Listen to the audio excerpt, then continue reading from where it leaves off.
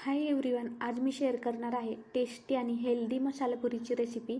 तर सर्वात पहिल्यांदा मी एक मोठा बाउल गव्हाचं पीठ तसेच अर्धा बाउल बारीक रवा घेतलाय। आता यामध्ये मी थोडीशी हळद, एक चमचा लाल तिखट, धना पावडर, चवीपुरतं मीठ घातलंय आणि बारीक चिरलेली कोथिंबीर घालायची आहे।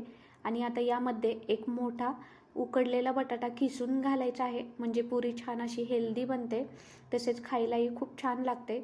आणि हे सगळं मिक्स करून यामध्ये लागेल असं पाणी घालायचं आहे। पीठ चांगलं घट्ट मळायचं आहे आणि थोडा वेळ भिजण्यासाठी ठेवायचं आहे। नंतर याला तेल लावून पिठाच्या छान अशा पुऱ्या लाटून घ्यायच्या आहेत आणि या पुऱ्या आपल्याला कडकडीत तेलामध्ये तळून घ्यायच्या आहेत। खूप छान अशा या पुऱ्या झालेल्या आहेत।